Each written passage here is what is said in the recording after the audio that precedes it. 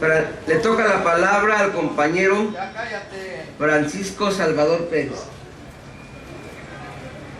Buenas tardes, entre tardes y noches, distinguido auditorio. Mi nombre, Francisco Salvador Pérez. Participo en este evento por haber intervenido en el movimiento universitario popular de 1968.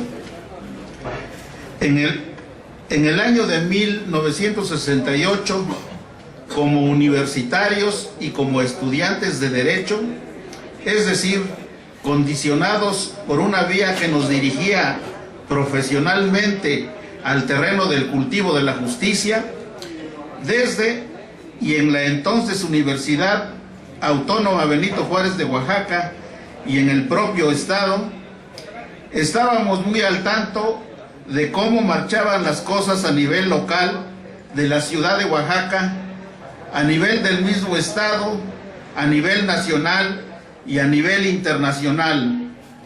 Los medios de información, en cuanto a su género y carácter, eran prácticamente los mismos que los de la actualidad, o como son en la actualidad, a excepción de los más recientes, como aquellos que dependen o se encuentran cobijados en internet.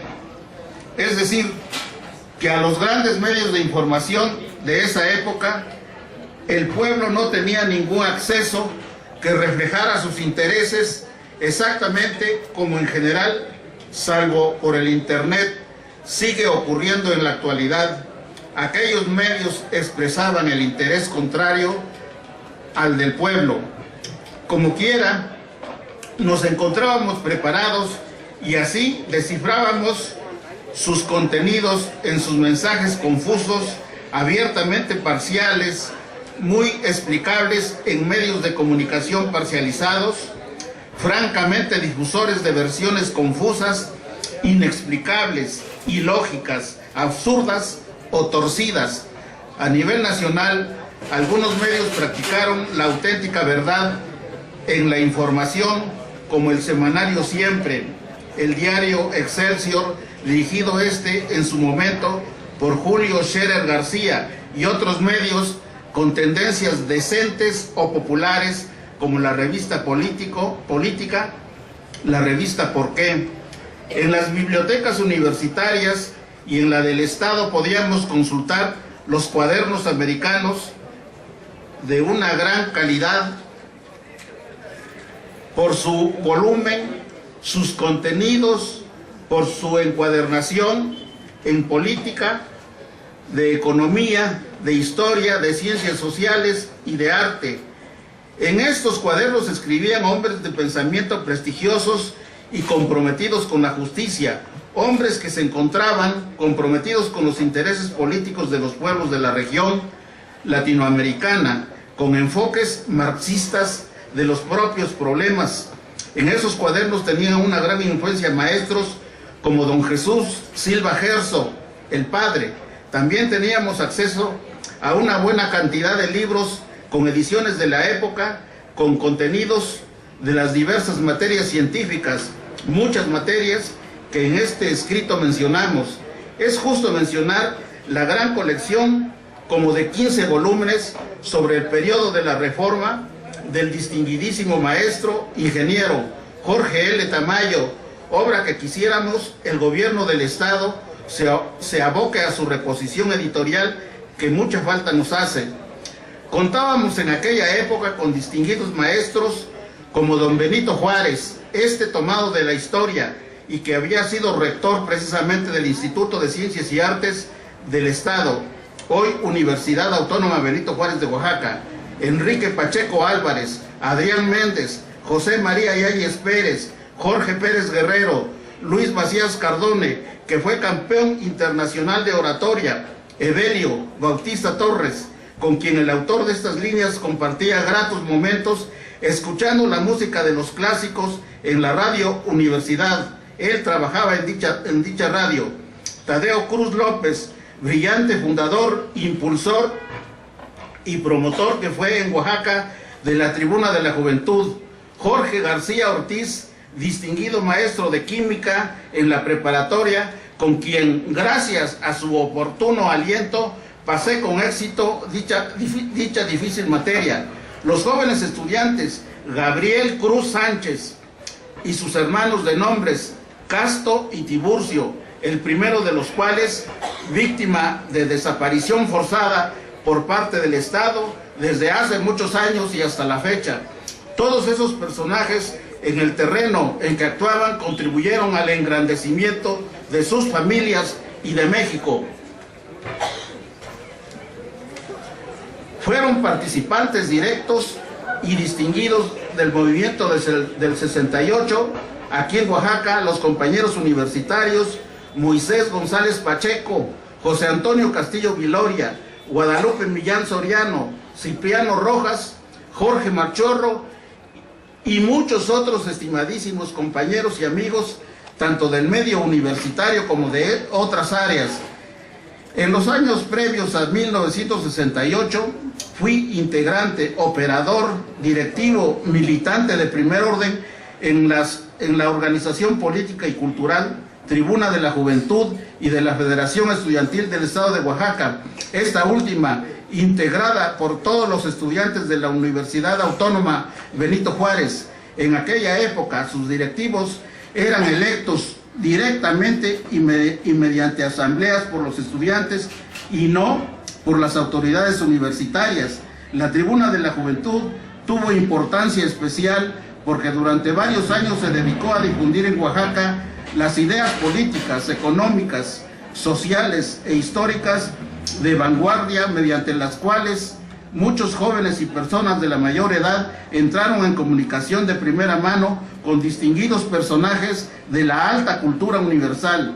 El Paraninfo de la universidad y otros lugares fueron escenarios llenos a todo su cupo por los asistentes. El autor de estas líneas fue uno de los fundadores y promotores de la Tribuna de la Juventud, también en Guajuapan de León, Oaxaca. De la centralización, de la brutal concentración del poder en México, es terrible.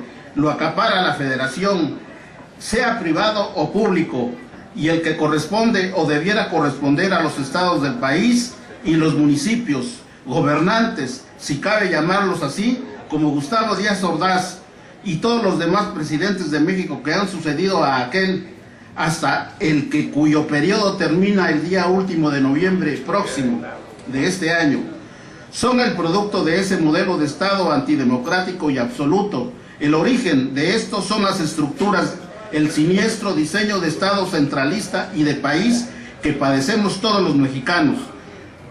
Actualmente, en octubre del año de 2018, esas estructuras permanecen intactas y cada vez se hacen más cerradas y rígidas, más refractarias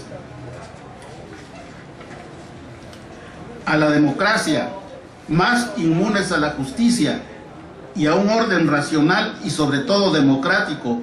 Cada vez la dinámica de ese monstruo estructural hace al Estado más invulnerable, férreo, monolítico, inhumano, y en esa medida genera más gobernantes bárbaros y típicos del estilo de gobernar como Porfirio Díaz y Gustavo Díaz Ordaz.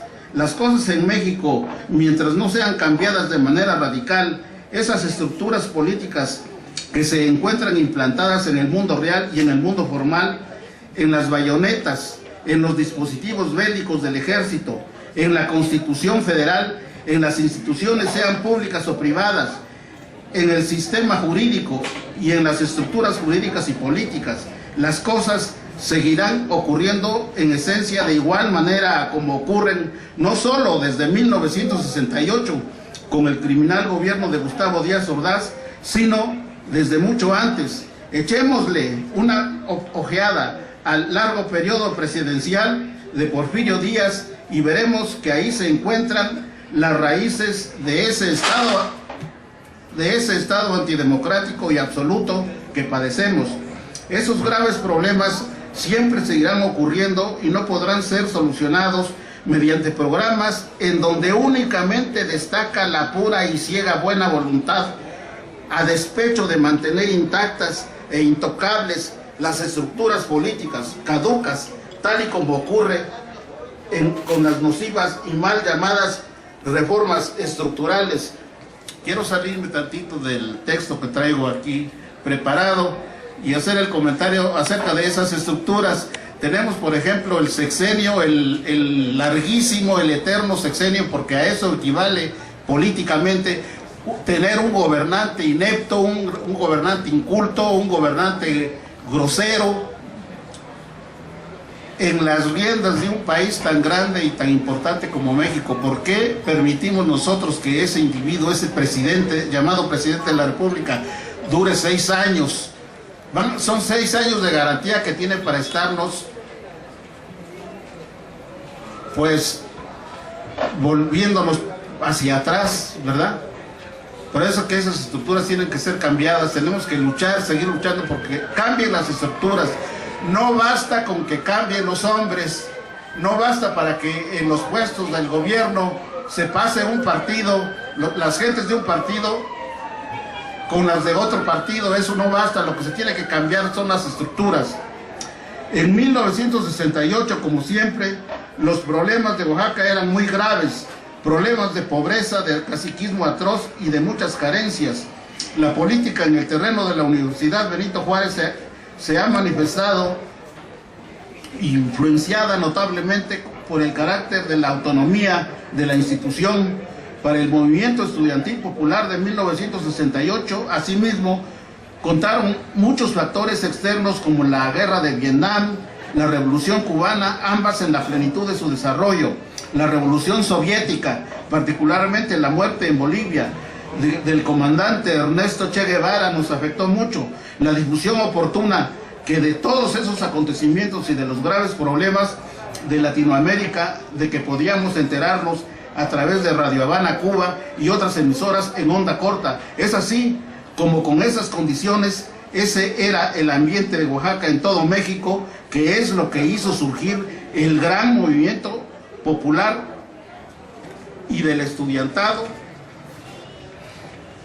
de México de 1968, que destacaron con una grandiosa, inmarcesible flama. Por ello, vivan la UNAM, el Instituto Politécnico Nacional, las escuelas preparatorias, la Universidad Nicolaita de Michoacán, viva la Universidad Benito Juárez de Oaxaca, vivan los campesinos y los pueblos de los estados de Guerrero y de Oaxaca, vivan las demás instituciones que hicieron la revolución de 1968. Esa flama inmarcesible de patriotismo sigue flotando, seguirá iluminando los territorios de México y de Indio-Afrocaribe, Latinoamérica, para llegar a implantar un sistema político que sea genuinamente representativo de los pueblos y que haga justicia a las clases desposeídas, a las clases populares, a las mayorías. Gracias. Buenas tardes.